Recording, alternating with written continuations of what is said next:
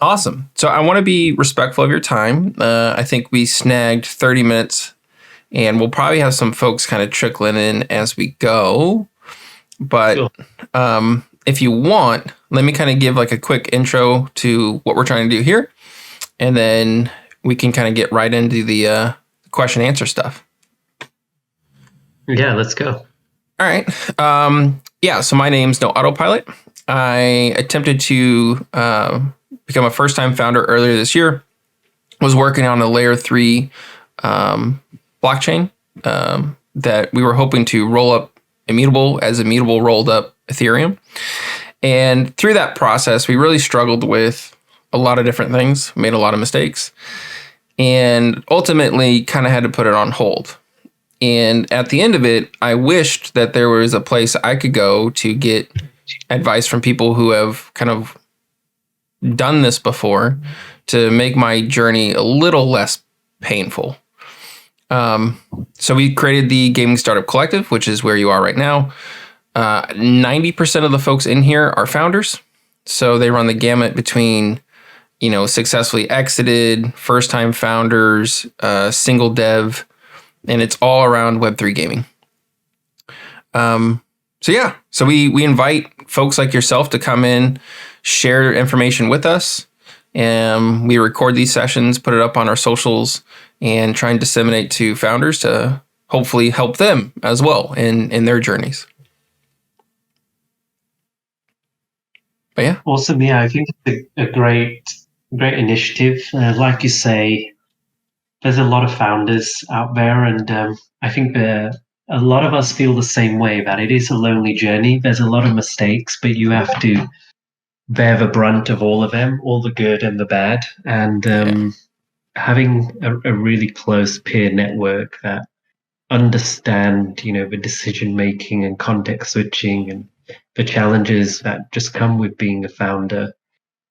It's great to have. So super happy to be in, and great to see someone like yourself putting in and building a resource for everyone else. Yeah. Well, and thank you too for coming in and joining us. Graslow, if you want, by the way, so if you want to come up to the stage, if you have questions to ask, just raise your hand. This is very casual. Hey, Davey. Same for you, Davey. If you want to come up, if you have questions to ask, feel free. While we're doing that, I have a couple initial questions for you. So if you can, Cam, can you just give us a quick rundown on Pixion and what kind of your journey has been to create the studio? And at least for me, I saw the news of your raise this past summer, and it was like a beacon of hope in a very, very bleak market. So I would love to, get more into that as well if you can. Yeah, sure.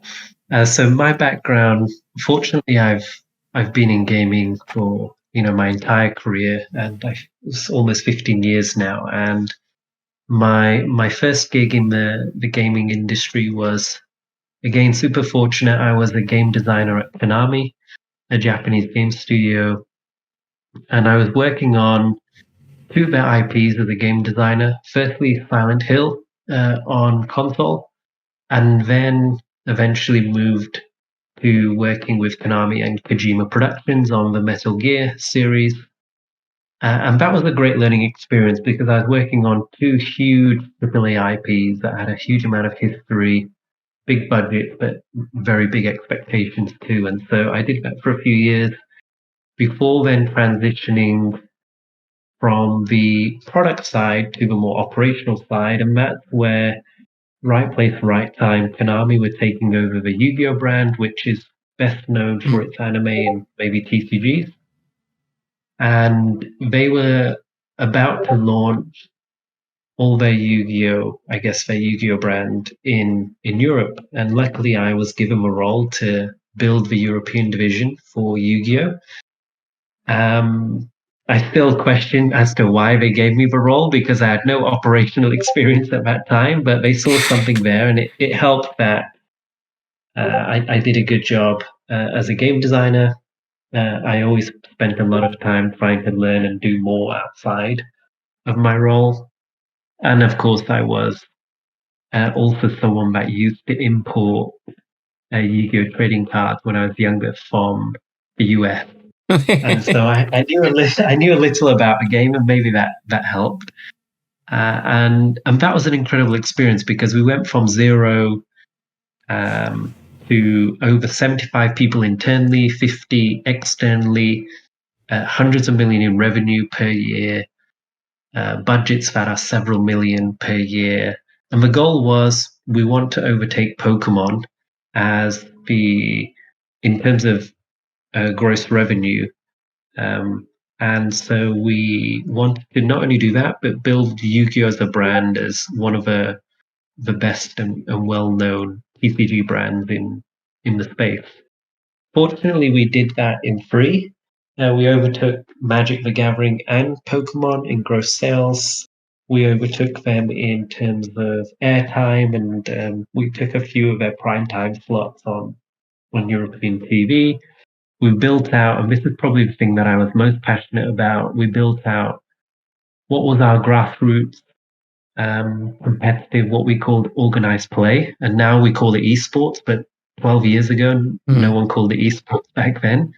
And so that was really working with small bricks and mortar stores, tournament organizers, to give them the tools to be able to run Yu-Gi-Oh clubs or Yu-Gi-Oh tournaments, whether it was for 4 players, 6 players, 128 players. They all had different scales. And that really created this, really strong grassroots ecosystem that propelled us. And like I say, that was a great learning experience. I was able to build, launch, and scale a massive brand, and everything from the hiring to building the marketing, BD team, the sales, the product, Wow. expanding across different verticals from the TCG to the anime to, I remember licensing toys to the video games on mobile. So it was an incredible experience. And that after 5 years, I learned, okay, that's a real knowledge gap that I did have that I've now been able to plug. And I feel confident in myself as a founder or as an individual to now be a founder and start Pixion. And so that's when I took the leap, and here I am with Pixion. Wow. You know what's interesting about your story is there's no shortcuts. Like you didn't jump 10 steps. Like you put in the time really within all these different positions, kind of leveling up your skills, maybe jumping into things that you weren't entirely prepared for, but then like being successful, like digging deep to find a way to be successful.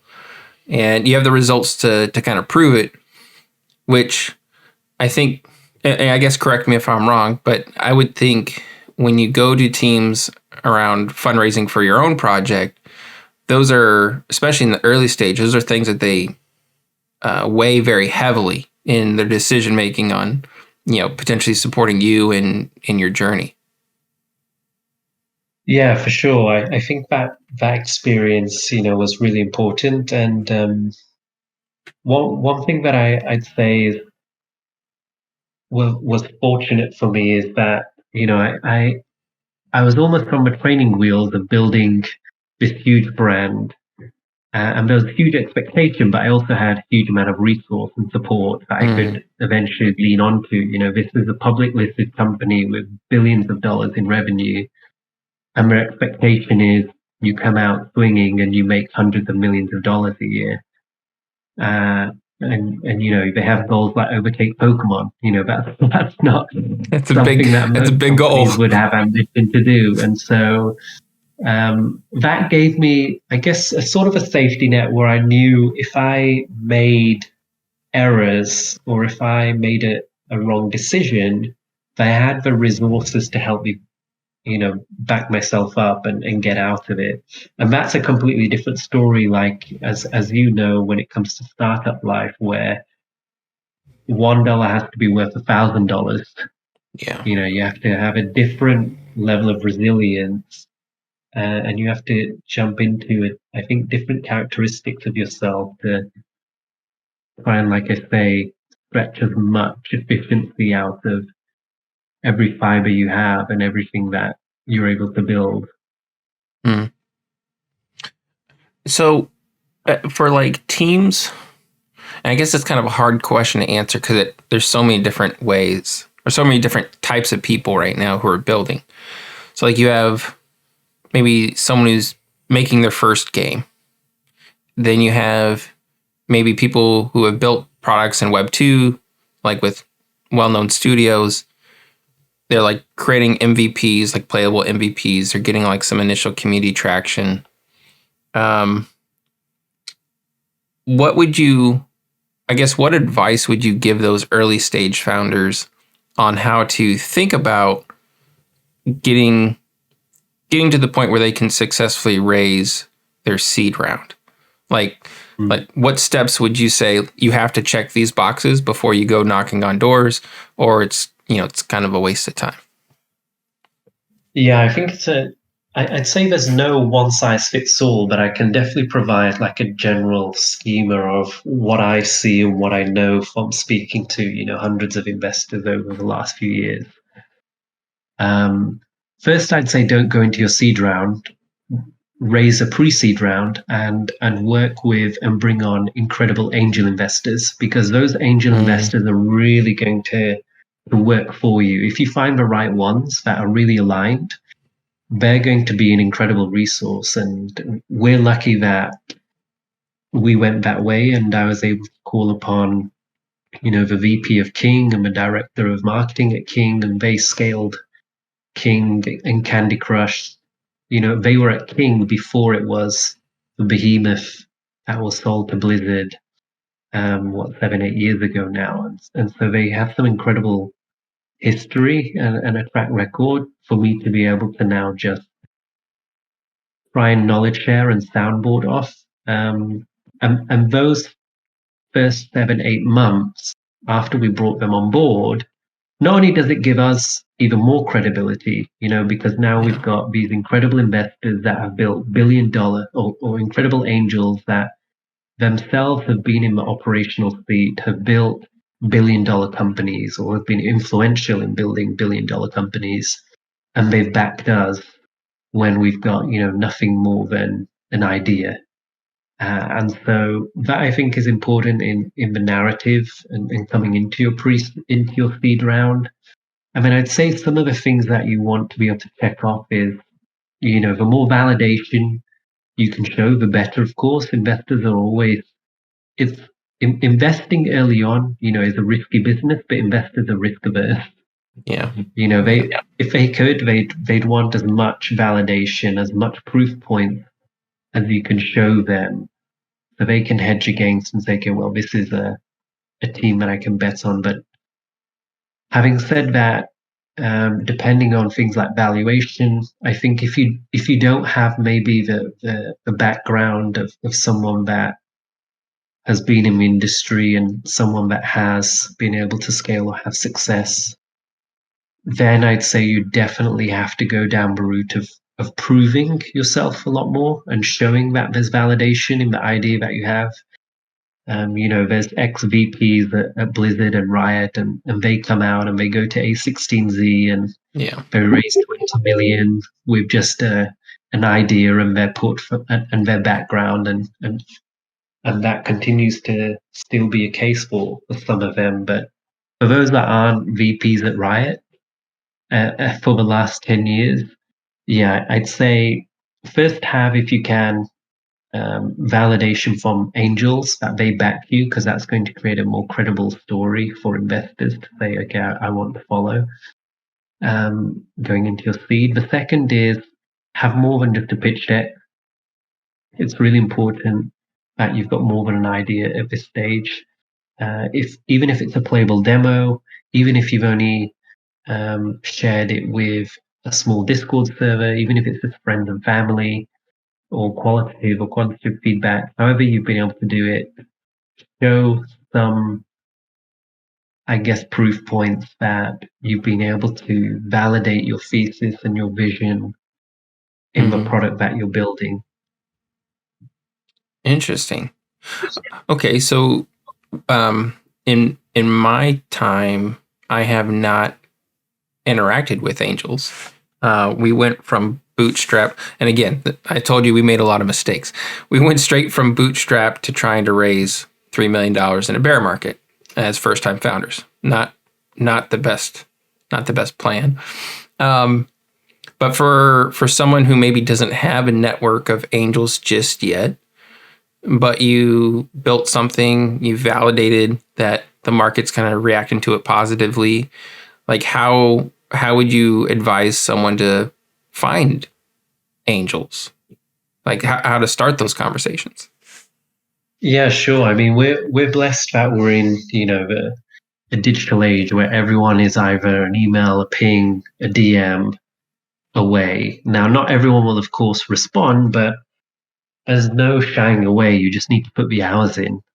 Actually, one of our early angel investors, I actually got through to him because I messaged him on an app about sports that we were both on, and we were both talking about sports.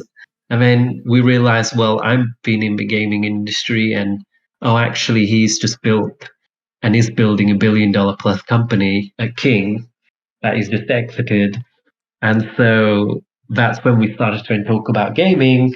And that's when I started to talk about Pixion. And so, reach far and wide, but you have to put the hours in. You have to just go knocking on doors, connecting on LinkedIn, getting warm recommendations from your peers, and eventually that network effect grows, right? And so today you might have a small network, but if every day, and I was doing this as part of my role, so I would do my day-to-day job at Pixion, and then at maybe 9, 10, 11, I'd spend 1.5, 2 hours just completely BD, just networking, whether that's online, whether that's going to local workshops, conversations, meetups, whether that's just pulling out 100 DMs that night to speak to or get introductions. Every single day I would do that, and I did that for over a year. And that was on top of obviously me already having, fortunately, quite an expansive network from my time already being at Konami and being in the industry. And when you're at Konami, everyone wants to speak to you because you're a $1 billion plus public listed company, and I was in a leadership position for Europe. And so it's much easier to build those connections, right? But as a startup founder, maybe if you don't have that background, you just have to hustle, and there's no way around it. There's no magic formula. You have to hit the ground. It's nice to hear like that validated. So when we were raising, I had actually it's in the Discord somewhere.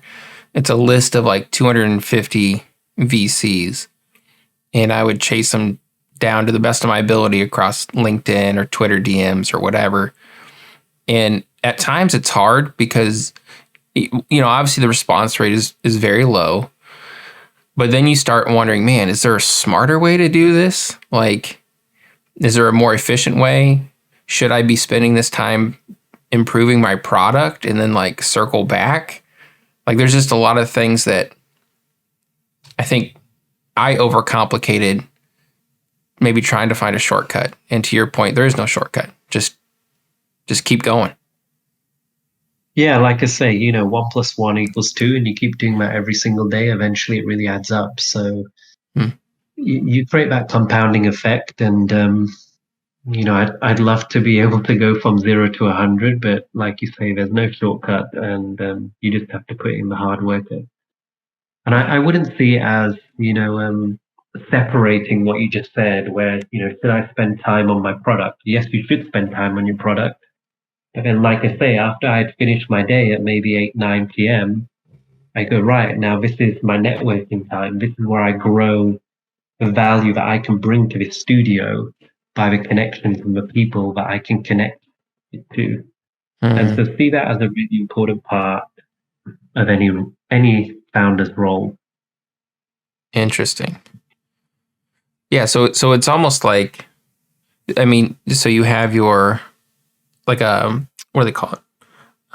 It's like a builder manager schedule in essence. So like you have your focused build time, and then you have your focused BD time, and it more than likely is going to be an exceptionally long day, but that is the life of running your own company versus working a 9 to 5 for somebody else. Yeah, I mean, I'm all for balance, right? But equally, I think any startup founder, I'd be lying if I'd say, try and strive for a balanced work-life environment, because it's not going to happen. I've not found it personally, and I don't know how. You find it in those first few years. I think you have to realize that the first few years are going to be unbalanced, and that's okay. I personally think that's okay, as long as you don't do that for decades, or if you don't go past the threshold where okay, this is now detrimental to my own health, my own mental sanity. Mm. So you have to know yourself, but I don't think you can realistically go into starting your own studio or your own company or business, whatever it may be, thinking, well, I'm gonna clock in at 9 and finish at 5, and I'll come back tomorrow. Because ultimately, everyone else isn't doing that, and while you're clocking off at 5, people are starting, like I say, their BD time. They're starting to build on their product. They're looking at research. They're doing something else, and they're getting ahead. Mm-hmm. And you're also then competing against much bigger incumbents, right? That have more people, more resource, more time, more money, more data, maybe more knowledge. And so one thing you can beat them at is speed and time. You can put in more time and you can work faster because you're a small, agile team that you don't have the bureaucracy or the red tape to navigate. You just make decisions, you go and you move forward and execute. Boom. So I told you we record these sessions. That last little segment is going to be cut into its own little short and shared, because I feel like that is awesome. Like, we don't have the big budgets of everybody else, but you can work harder and you can work faster. Be more nimble. Yeah, exactly. I think, that's every startup's superpower. And it's one of those challenges as you scale, you need to figure out, how do we still remain nimble while obviously being able to do more and tackle more verticals. Or let's see here. So we have 7 minutes, by the way, folks. So if you have any questions you want me to ask that I haven't already covered, just drop them in the chat box or come up to the stage. Either way. When these teams are approaching angels pre-seed round, should they be demonstrating revenue at that point, or is it understandable like the stage is so early, so it's very it's a lot more projections than actual income at that point? Yeah, sure. So I'd say if you have revenue, great. You're raising an investment is, negotiation, particularly at that stage. But if you have revenue and it's strong revenue that's showing month on month growth and double digit growth, then even better. It just puts you in a more powerful negotiation stance. But I would say certainly a pre-seed and even seed for gaming specifically. I won't reference other sectors because I'm not as knowledgeable in there. But for gaming, I'd be really surprised if an investor is telling you, "Hey, I can't invest because you're not on 1 million a month run rate or 100K a month run rate." Generally, at that point, investors are backing you, your vision, the team, and the belief that you can execute on the vision that you have. If you don't have that track record, then of course adding a few more strings to your bow will help, like a demo that's really polished, maybe some incremental revenue, maybe validation that you've got a thriving Discord server and the community is super hot and they can't wait for your game. Just showing some validation in some area that this is something that's backable and can do well. A pet peeve of mine is when investors ask you, it's a complete waste of the founder's time, by the way.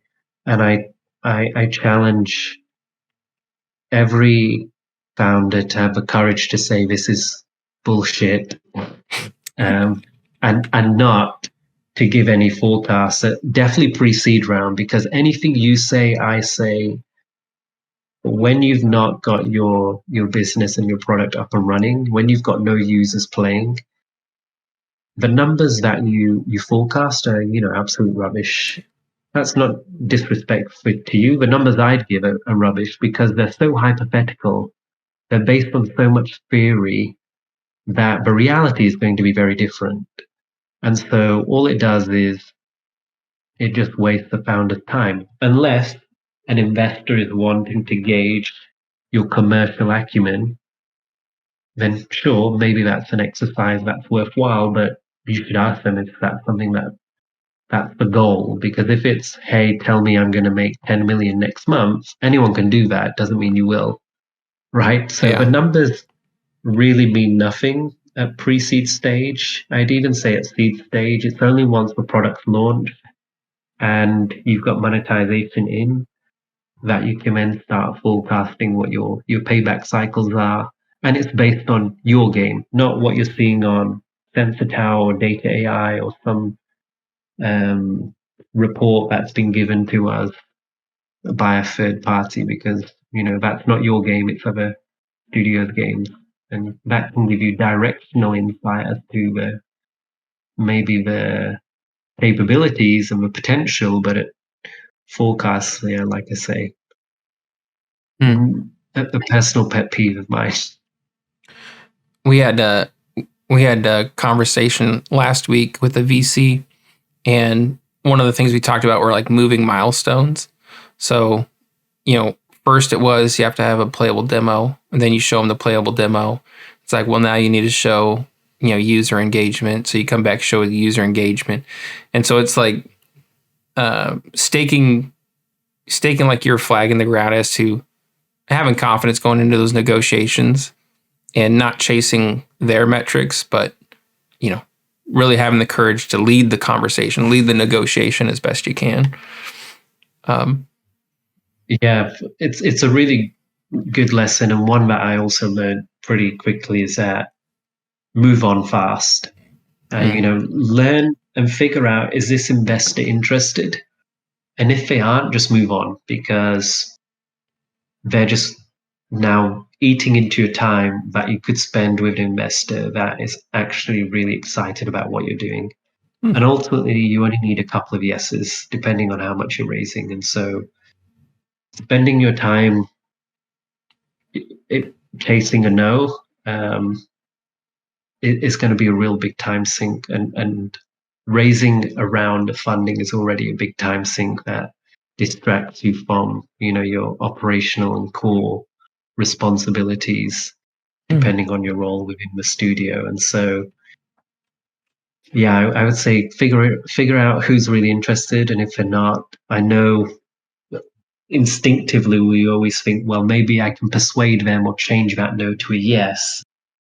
But investors, once they give you clear signal that, hey, it's too early or we need to see X, Y, Z, just move on. Obviously, keep the door open, remain professional, keep the lead warm, because you never know that they might be interested in 2 months' time. And we've had that before, an investor tell us no, and then 6 months later, they saw what we were building, they played it, we'd progressed and shown validation and joined around. And so I think it's it's always a challenging time fundraising, but like I say, have a clear plan and move on from the conversation if it seems like it's not moving forward. All right, Cam. So we are at the 30-minute mark. If you have time and don't feel obligated, it looks like we have 2 remaining questions. Yeah, I have. I know Davey's here as well, and I have 10 more minutes. So why don't we try crack through the questions? And Davey, if you have one, happy to try and answer that as well. Yeah, go ahead, Davey. Thank you. This has been extremely rewarding, of course. You said a couple of insights. I'm a builder. I'm a dev. You said you gave a couple of insights that are not new, but which I need to keep being reminded of. One of those is that investors aren't going to hunt you down unless you make the news somewhere and you somehow haven't been invested in yet. Which means you do need to have the marketing, and you do need to be building your audience instead of just deving and making something really cool. I've fallen victim to that many times. And the second is, it sounds like the process itself, because you want to be able to move on quickly, is to have a good pipeline of people to reach out to, so that you can really be efficient with your time. Schedule the meetings, make contact, schedule the meetings, have the meetings, move on, etc. So those are a couple of new insights for me from a developer perspective that were very valuable. Thank you. Yeah, no problem. I think for me, sharing a little more, what I do is I have a spreadsheet and I actually rank the investors specifically for what we're doing and who I think would provide the most value add. And then, as much as I can, I try and have meetings as close to back in a period of time. And so it might be in the next 4 weeks, I want to speak to 75, 80, 90 investors. And so I will luckily be able to reach out if I have a connection with them and book my calls. And then, of course, there's follow-ups, and then there's demos, and then there's meetings with general partners if I'm not already speaking to a general partner. But I would say try and treat this as like a time box task. Of course, it's always going to run over because it's not something that you have full control of. If you're speaking to 100 investors, there's 100 diaries and calendars that you have to try and work around too. But as much as you can, get your list of investors, know who's there that you want to speak to, time box it and say, I want to try and get through this in the next X amount of time. And hopefully that means that you have a very clear goal every day and every week. You have a number of calls, and hopefully you get closer to that yes. Great answers. Great conversation too. We had another one from Building Dwarf. Any advice around tokenomics when you go in for, let's say, your angel or your pre-seed round? What I have heard is making sure like the vesting schedule, the cliffs are in alignment with the core team, so you don't have to worry about like who's rugging who. Any other, I guess, best practices or feedback around this? Yeah, so I would say we were quite, what's the right word? We were quite bullish on ourselves that we were going to go into fundraising saying that we actually had no tokenomics, and that's what we did. And the reason why we did that is, firstly, we've been able to learn a lot, obviously, like I'm sure, observe what's happened over the last 2 years and see what worked and what hasn't. A lot hasn't. But equally, when we think about building economies that are, open economies, it means that players are able to enter and exit at points where you've not really designed for that to happen. And so I personally and the team internally, we don't believe an open economy can be really balanced. However, what we're looking for is, do we have levers in our metagame, in our progression, in the core game itself that allow us to, counter any inflation pressure on the token, for example? We won't know that until we've actually got the game live and we're able to measure with players month on month and make those tweaks ourselves with maybe soft or hard currency. And then we have a lot of data to be able to distill and go through. That gives us then clear insight into, well, can we launch a token? And will it actually be something that we can manage? Not balance, but can we manage it? And do we have a game that allows us to manage it? Is it deep enough? Are there enough sources and things that will allow us to still continue functioning with this token and not destroy the game? Because that's what's happened a lot, right? Where you've got a lot of games, and some of them are actually really cool and fun, but because they don't have enough sources or enough things in most cases,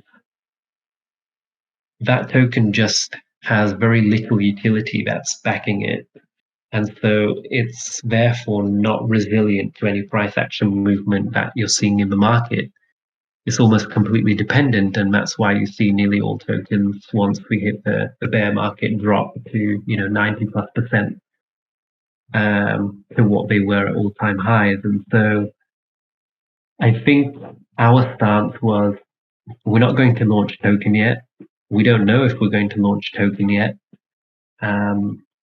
We're going to make that decision though once we've launched, and we're not going to entertain anything before that. And so if that's something you're cool with, great. If it's not, we're not the right project for you. You're not the right investor for us. And so I think have I guess an understanding of whether you want to take that risk now, whether you want to build a token before you've got a game. Personally, I'd always say no, because it's almost impossible for you to have all the answers, and your game's absolutely going to change from what you think it is right now. And I would then say, if you are going with tokenomics, then of course, like Autopilot said, is making sure that you've got a clear vesting schedule, knowing that the incentives are aligned with you and the investors that would come on board. And so you're not building something so investors can just dump on you and your community in 12 months' time, or vice versa, because investors will spot that, and it'll be something that will turn them away. So hopefully that helps. My stance, like I say, for Pixion was, I think, an unusual one. We were very adamant that there's no token, and it's not something that we're going to be discussing until the game is launched. You can really sense like the confidence that you and your team bring into these things because of like your experience. And I think that's what a lot of well, I know I missed. So when some VCs would pressure me about like token generation events and how quickly they can get it, I wasn't as steadfast as I probably should have been. Which, I mean, that's a red flag, right? Because right. an investor, if they're saying, hey, look, when can I get these tokens that you're already selling to me at a huge discount, most likely, compared to what it will be at public, when can I get them? Why do they need to know that, and why are they interested? Yeah. Because for you as a studio, or certainly for us, we're here to build long-term value. And so our time frame isn't months, it's years. Yeah. And so if an investor is saying, hey, how do I get some exit liquidity in the next 6 months? Already there's complete misalignment. And we've actually said no to investors. And it's difficult, particularly in this bear market where we wanted the capital and we needed the capital. Saying no to investors that are ready to put money in was tough. But again, we think long term, and it was for us, I think, the best decision, because there's clear misalignment. We're not right for them, and they're not right for us. All right, guys. I'm going to go ahead. I'm going to cut it. I'm going to make sure I get Cam out of here on time. Cam, thank you so much for joining us. As an aside, your game is the only Web3 game that I've played so long that my phone battery died twice. So really love what you guys are doing over there. Appreciate it. Thanks for the kind words. Yeah. All right, everybody. That's a wrap. Y'all have a great rest of your morning, afternoon, evening, and we'll see you next time. Peace.